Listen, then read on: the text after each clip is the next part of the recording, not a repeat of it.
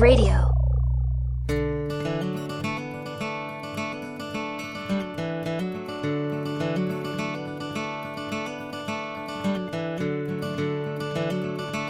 You are listening to Texas History Lessons, a slow walk through Texas history made in Texas by a Texan for everyone, everywhere.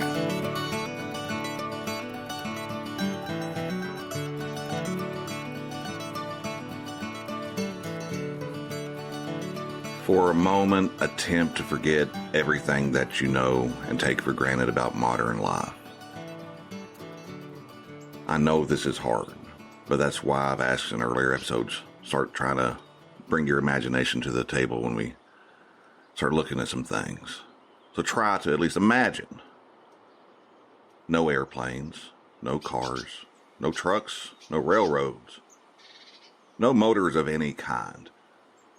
No technology like computers or smartphones. No electricity, air conditioning, refrigeration. Everything that needed accomplish required animal or human muscle and ingenuity to harvest the power of the wind and water to move on rivers, lakes, and seas. And you either moved under the power of your own body or you utilized an animal to help get some work done, plowing fields, moving products, pulling wagons. And this was the way it was for thousands of years. Even up to the point when Lewis and Clark set out on their expedition. Reading through Stephen Ambrose's book, Undaunted Courage, reminds me of this. This is the way things were, and even at that time, it seemed like that was the way it was going to remain. Now try to remember all that is ingrained into us, and has been for thousands and thousands of years. There is the land that we live on. Very important, yes. And more importantly, the water that gives us life. And life to everything that grows upon the land and gives sustenance to everything that walks and flies and slithers and crawls. It is the waters that fall from the heavens to form snow and ice on mountaintops that feed vast rivers. And the rains far from the mountains that create other rivers and other tributaries, smaller rivers and creeks that all flow across the landscape and give shape to the land, flowing into the vast and beautiful, deep and deadly seas and oceans that crash their waves upon the coasts of the lands all across our planet.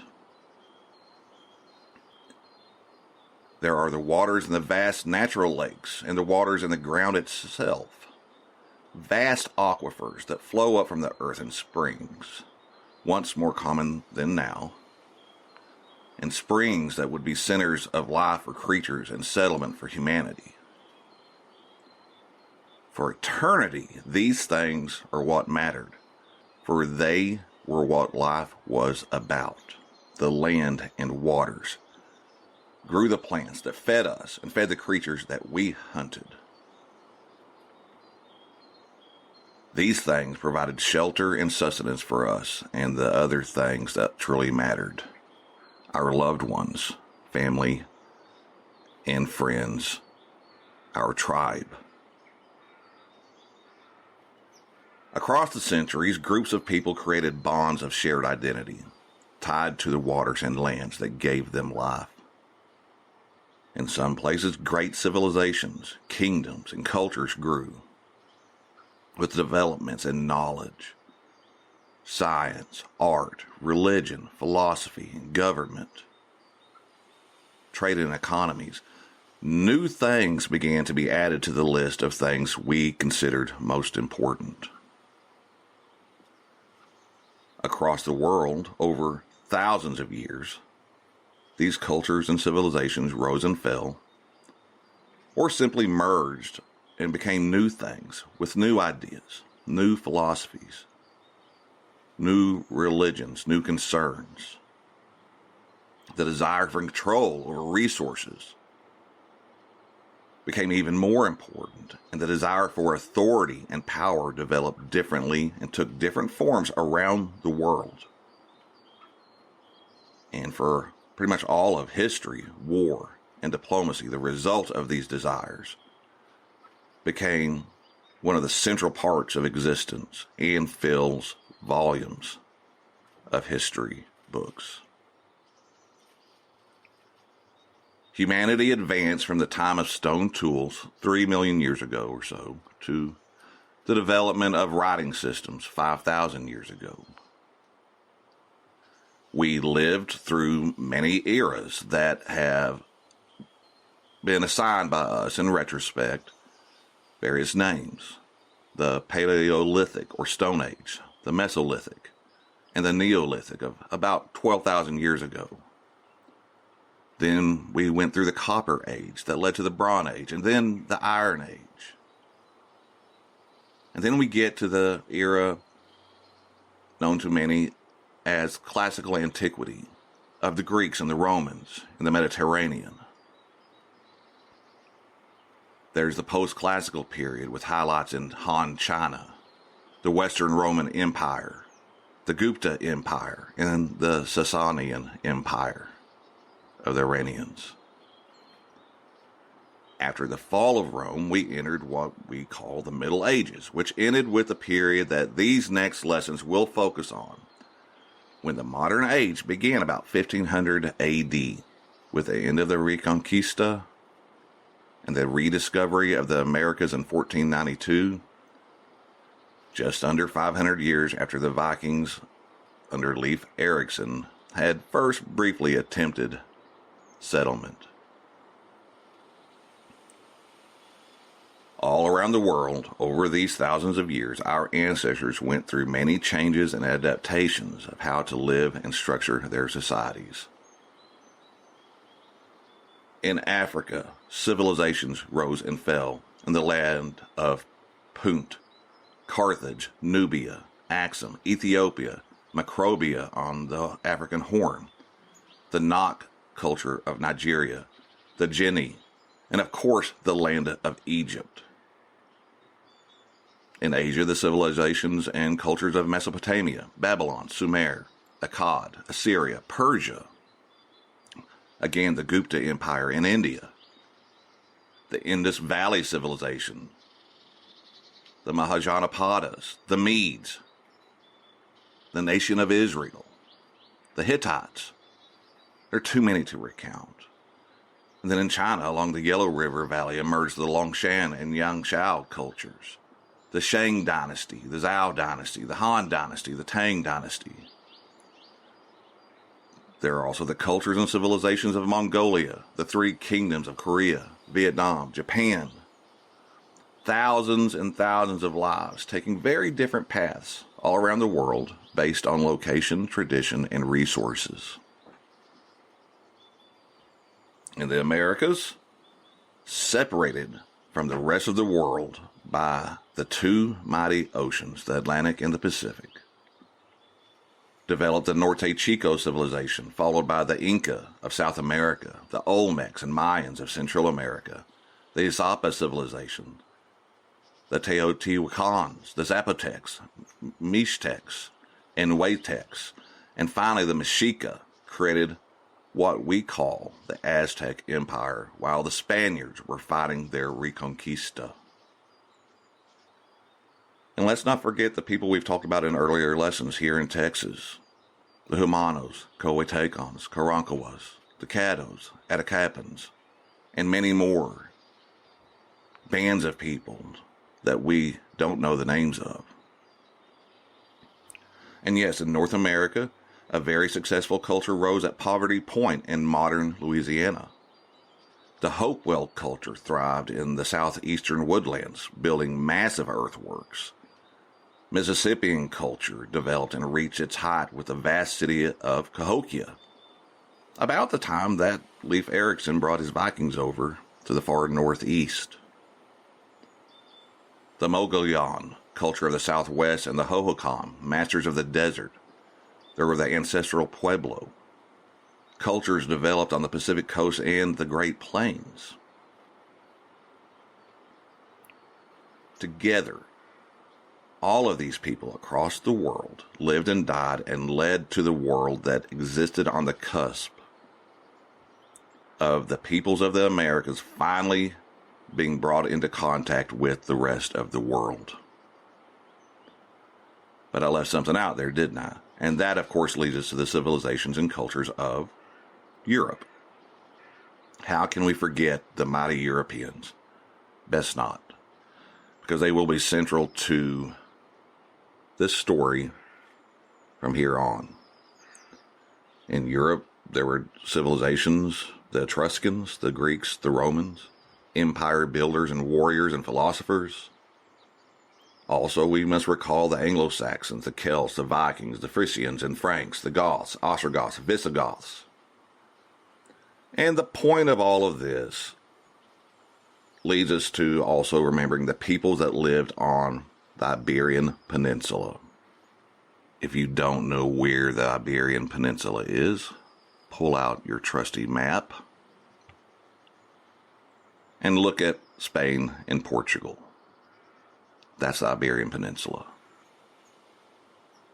Now, modern Spain is often talked about as being different from the other modern countries of Europe, and that difference that people speak of is usually not used as a compliment.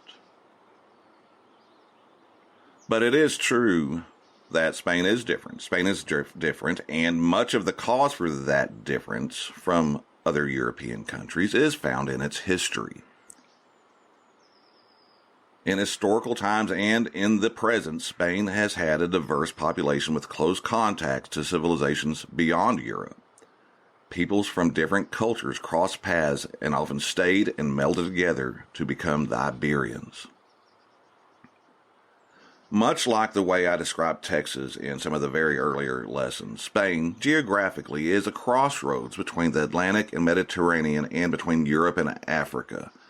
From prehistoric times to medieval times, this position in the world made it a place of continual contact and potential conflict with other countries and civilizations, as William Phillips and Carl Ron Phillips explain in their book, A Concise History of Spain.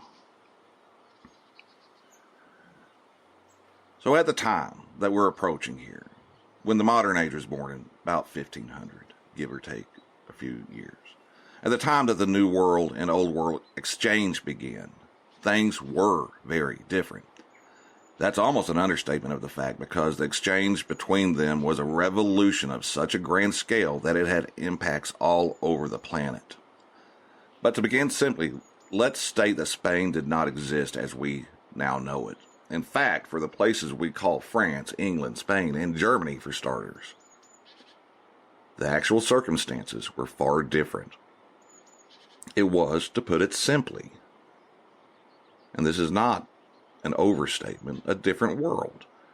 There were 1,500 independent political entities compared to the 20 or so we now recognize as European nation-states. The nation-state, as we now know it, did not begin coming into existence really until the late 1700s. But the European invasion and discovery of the Americas coincided with and funded the developments that led to the nation state. What Spain is, at that time, was divided into the kingdoms of Castile and Leon, Aragon, Galicia, Asturias, and Granada.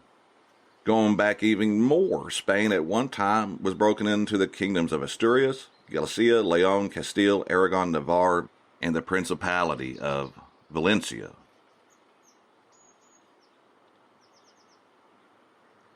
Leon and Castile merged in the 11th and 12th centuries, and there was also the Kingdom of Murcia, the kingdoms of Cordova. Portugal itself was on the Iberian Peninsula, and it came into existence as an entity during the Reconquista as its leaders and the Spanish kingdoms began to take shape from the many Spanish states. And it was after the discovery of America in 1516 when the kingdoms of Spain would be unified under Habsburg rule, bringing Castile, Aragon, and the smaller kingdoms together as a nation. Germany, in the early 1500s by comparison, was divided politically and religiously into a number of states. And they would not get together for a long time to become modern Germany. The states that became Great Britain, England, Wales, Scotland, and Ireland, were at odds and going through developments of their own. Germany, Italy, the Netherlands, and France, and other nations were all going through their own developmental period during the time that the states of Spain and Portugal were developing. But before we get to the events of 1492 and after, in typical Texas History Lessons fashion, let's slow down and jump back in time even more. I gave this lesson the title of History of the World in just a few minutes, knowing that I would not do a complete justice to the task, and because I love a good challenge. There are many people that could do a better job, but one of the reasons I decided on this approach long ago, when I've been thinking about this over months and months, is because I want to broaden the perspective through which we look at Texas history and at this period itself. We're not the culmination of all of these events. We're not the high point, is what I'm trying to say. We're not the be-all and end-all where everything was leading. Yes, we're here. We are a step in the future's development. We are living in future generations' history. And they will be looking back at us, much the same way we're looking at these events today. And we need to keep in mind the concept of deep history as well. Recall that I made a big deal of the three things in Lesson 15 when I was beginning to look at the heritage of Spain and the power of ideas. We looked at the beginning of the Judaic faith, the Christian faith, and the Islamic faith. And all three are tied together in history, and they play a role in the story of Spain. And as a result of playing a role in that story, it's a foundational part of understanding the history of the Americas and Texas. Well, here is where all that starts to make even more sense. So thank you for your patience. I don't call it a slow walk through Texas history for nothing. After Alexander and Greece attempted to build their vast empire, of course came the famed Roman Republic and Roman Empire. Greece had ruled the Iberian Peninsula, and later the Romans incorporated it into their empire. Think of the movie The Gladiator. That's where Russell Crowe's character was from, after all, wasn't it? Rome contributed many things to the Spaniards: their language, law, customs, religious faith, and the name Hispania. Now, it is during the occupation of Palestine by the Romans that the story of the Jews that came to live in the Iberian Peninsula begins. A few years before 70 AD, the Jews of Palestine were debating over the proper way to practice their religion.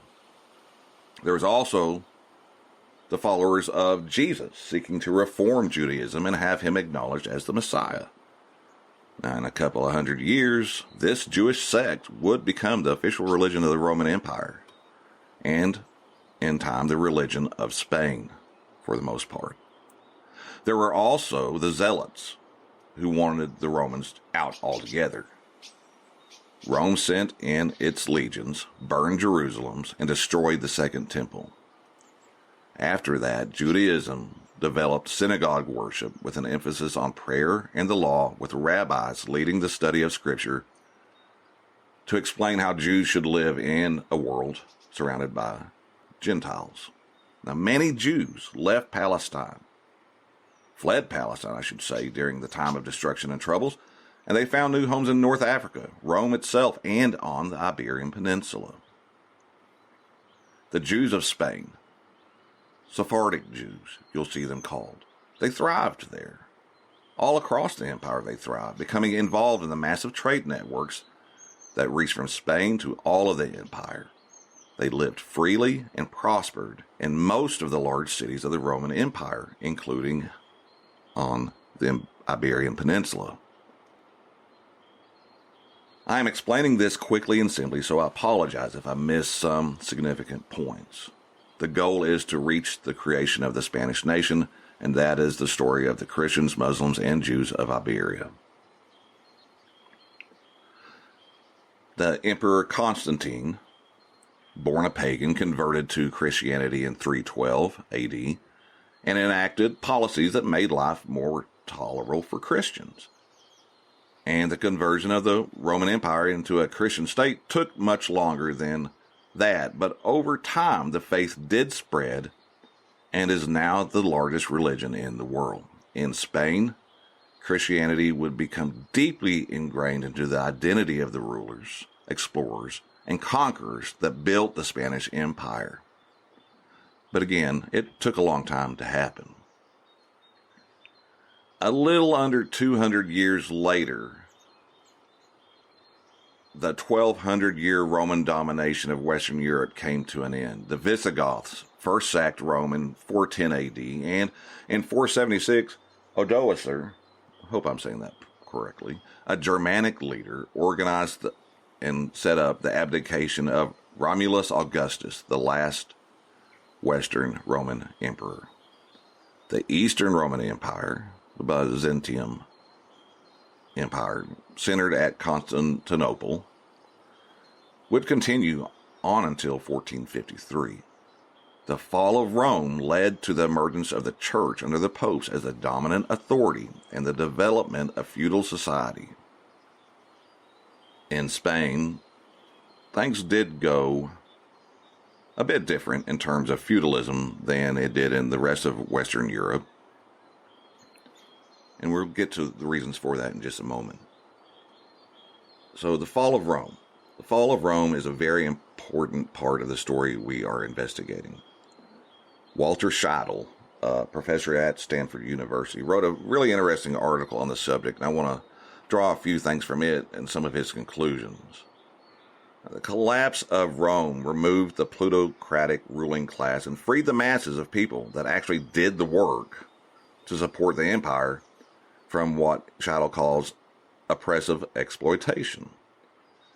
The new Germanic rulers required less and were far less adept at collecting rents and taxes, and Scheidel wrote, quote, "When Goths, Vandals, Franks, Lombards, and Anglo-Saxons carved up the empire, they broke the imperial order so thoroughly that it never returned. Before long, nobles and warriors made themselves at home on lands whose yield kings had assigned them. Europe became divided in a patchwork quilt of states that were themselves broken up into duchies, counties, bishoprics, and cities where nobles, warriors, clergy, and traders vied for influence and resources. People gained power over their lives in much of Europe, establishing commercial cities with guilds to govern their conduct. Universities were organized to become self-governing groups of scholars. And warfare became costlier and became a defining feature of early modern Europe. Europe was deeply fragmented, which was the point I was making earlier about how many different states existed at the time that we're talking about. Over a very long period of time, these European states would slowly develop into the nation states that we know today. Scheidel concludes, quote, "That disunion, competition, and conflict were the principal selection pressures that shaped the evolution of states, societies, and frames of mind. That it was endless war, racist colonialism, crony capitalism, and raw intellectual ambition that fostered modern development, rather than peace and harmony. Progress was born in a crucible of competitive fragmentation. The price was high, bled dry by war, and ripped off by protectionist policies. It took a long time, even for Europeans, to reap tangible benefits." Furthermore, Scheidel wrote that the benefits of modernity were disseminated around the world painfully unevenly yet inexorably. Global life expectancy at birth has more than doubled. Average per capita output has grown by a factor of 15. Illiteracy and poverty, while still present, are in retreat. Political rights have spread across the world. Our understanding of nature and our physical world is continually improving. Had Rome not fallen and Europe not fallen into numerous competitive states, these changes to the world might indeed have taken much longer. Again, this is a very interesting article, and I'm sharing these thoughts because they're thought-provoking. And I want to finish with one more quote from the very interesting article by Scheidel. Long before our species existed, we caught a lucky break. If an asteroid hadn't knocked out the dinosaurs 66 million years ago, our tiny rodent-like ancestors would have had a hard time evolving into Homo sapiens.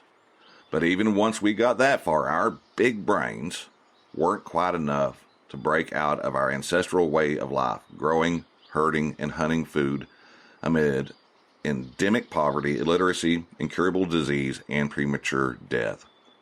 It took a second lucky break to escape from all that, a booster shot that arrived a little more than 1,500 years ago, the fall of ancient Rome. Just as the world's erstwhile apex predators had to bow out to clear the way for us, so the mightiest empire Europe had ever seen had to crash to open up a path to prosperity. And I think that pretty much sets the stage for where we're heading in this lesson, the emergence of the state that would become modern Spain, from all these thousands of states that Europe was broken into. And they would then create the largest world empire after Rome. In Spain, many of these factors did exist, but Spain had a bit of a different route, like I said, because of the conquering invasion of the Moors in 711 AD. About 300 years after Constantine became a Christian and about 150 years after Rome fell, going back to the lesson on the power of ideas, Muhammad received his vision, and Islam was born in 610 AD. And a new empire was born as well.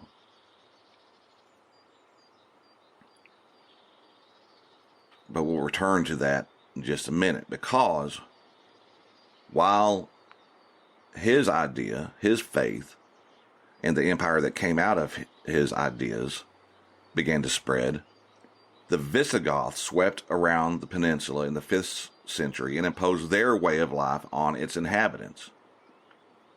As Calvert and De Leon state in their History of Texas, aptly titled The History of Texas, it's a great book, like other Europeans, the Iberians then began forging new lifeways that combined the Roman influence, the newer Germanic contributions, and evolving Christian beliefs. For in Spain, as elsewhere, the Visigoths ended up assimilating the religion, language, and form of government of the people they had conquered.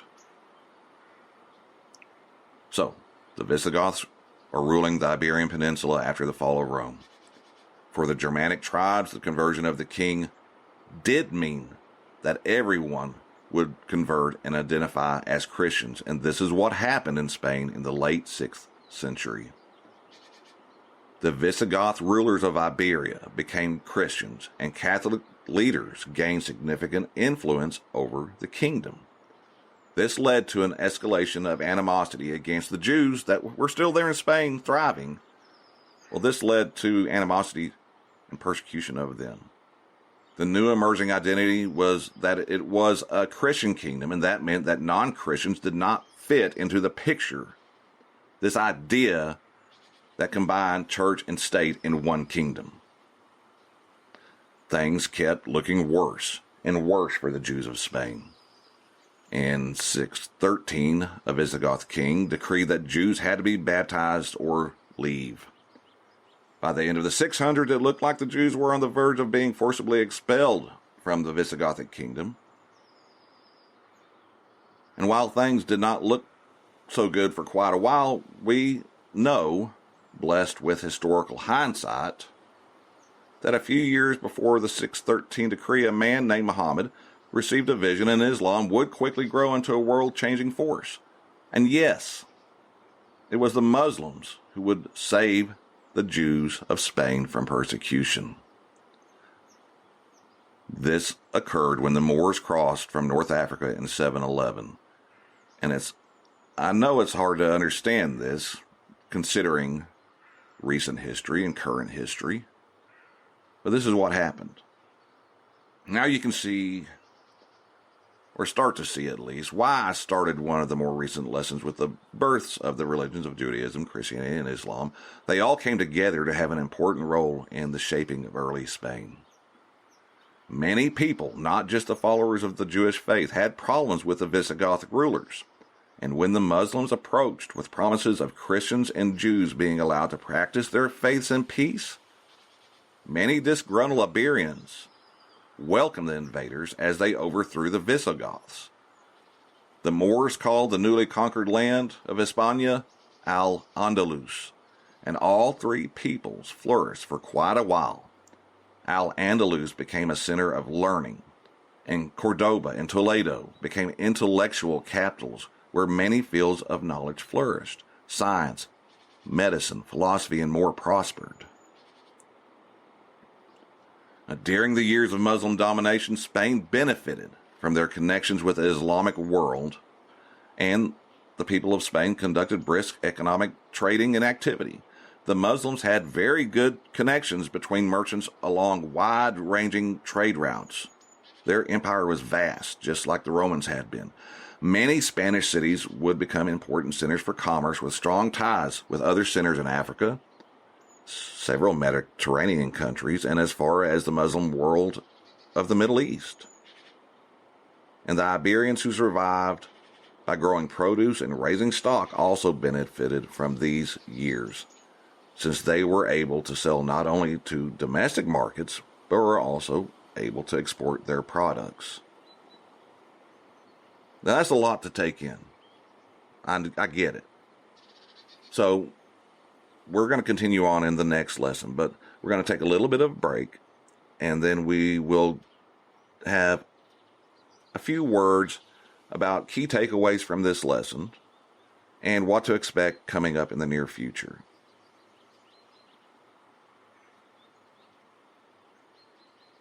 So what are the big takeaway ideas from this lesson? Spain, for one, as we know it, was shaped over centuries by many peoples and cultures: the Greeks, Romans, the Sephardic Jews who had fled Palestine, Mediterranean traders, the peoples of North Africa, the Visigothic kings who took over after the Romans, and as we will learn in the next lesson, the Moorish invaders who conquered the Iberian Peninsula in 711. Another thing to think about is that these events that we're looking at in this lesson set the stage for the emergence of a Spanish nation from the eventual merger of many Iberian Christian states as they pushed back the Moors and pushed them off of the peninsula over hundreds of years. Another item to consider: these years were the foundation for the Age of Discovery that led to the discovery of America and the beginning of the modern age. Also, anti-Semitism that led to the Holocaust in the 1940s in Germany had very deep roots that weren't isolated to Germany. They were present in this land as well. And we'll be seeing more examples of it in the next lesson. And this was just little more than a brief glimpse into a really fascinating time period. I try to do the history of the world in just a few minutes, leading up to a focus on Spain. I know I missed a lot of awesome things. And it really is compelling and fascinating to look into. So that's one of the things I want you to take away. Go read for yourself some of these events and look into it if you find it at all interesting. Go learn more on your own. That's one of the things I always encourage you to do. Don't trust me. You have no reason to trust me, other than I promise I'm trying to do my best to be faithful and true to the best scholarship that I can gather. Do the work yourself. It's fun. You'll find some enjoyment because you'll be surprised at some of the things you learn and uncover through your own reading. Moving on. In the next lesson, we will learn more about the centuries of Moorish dominance in Iberia. We'll learn about the Crusades and the Reconquista. We'll learn about the marriage of Isabella and Ferdinand, which led to the union of the two strongest Spanish states, Castile and Aragon. And then we'll start looking into Columbus and the establishment of the Spanish Empire after he made his voyage in 1492. So thanks for listening. Thanks to the great Derek McClendon for the really amazing intro walking through history that he's contributed to the show. I'm forever in his debt. Go check out his music. If you happen to see him on tour, tell him we said hi. Thanks to everyone that helped support the show through giving through Patreon or just clicking the link and buying me a cup of coffee or buying me a book as I have it set up on the site. It's appreciated, folks. Thank you. And some people have been very generous and kind and sent some nice messages along with their donations, and it really means a lot. Remember to check out the Wild West Extravaganza podcast and the History Cafe podcast for their fun and interesting stories that they share. Remember to listen to Texas River Tonk, Off Mic, Off Record, and Hymns of the Highway for great Texas music. And lately, I've discovered two great podcasts that I want to recommend. First one I want to talk about is Tales from Atlantis, Aztlantis. The hosts, Curly and Ruben, are some serious scholars. But they don't always take themselves too seriously. So it's a fun listen. And their summary of what the show's about is, they say, join us every week as we explore Mesoamerican pseudo-history, New Age nonsense, archaeological misconceptions, and other tales of adventure. In each episode, they investigate how these very topics have helped inform Chicano-Chicanx identity and have resulted in a distorted view of our collective indigenous past. The hosts again are Curly Tlapoyawa and Ruben Ariano Tacolecto. Apologize if I said those wrong. That's one of the things I'm learning from listening to the show. I'm getting a little bit better in pronouncing some things that my mouth doesn't seem to know how to say. But in addition to the things, I'm not a Chicano. I'm not invested in that identity, but I'm learning so much from the history and from them going through and sharing information that I would not have been privy to had they not been sharing this podcast. It's fascinating. Every one I've listened to keeps me on the edge of my seat because I never know what I'm about to learn. And learning for me is fun. It helps drive me to continue doing this podcast as I keep learning things. I want to share them. So thanks to them for doing a great show. And the other podcast that's a surprise, I've never heard of it because it claims to be, and I think it has good reason to say it, it's the longest running podcast that there is, from what I can tell, and they call themselves the first podcast. I think that's a little bit debatable from some of the reading I've done, but they are the open source podcast with Christopher Lydon. Now, I'm really regret not finding this because it really is a great podcast. The host has conversations on arts, ideas, and politics, things that I'm very interested in. and just shows so many different places to learn new things. Great conversations about really interesting topics. Everything from a recent book called The Dawn of Everything that I'm eager to read based on the talks with different people. It has a lot to do with indigenous peoples as well. It's a topic that I think is very important and that we need to pay attention to, because I think we can learn a lot from that. There's also information about the recent events in Ukraine at the time of recording. And there's a great episode on Casablanca, one of my favorite movies, if not my favorite movie of all time, about the creation of that. He's one of those guys that seems comfortable talking with anybody from just about every avenue. So check that show out as well. I don't think it needs that much support because it's been around for so long. And thanks again for listening. Thank you, thank you, thank you. We almost hit a really large milestone. Missed it by a couple of dozen last month. Numbers aren't important, but it's nice to know that people are catching on and listening and sharing the show.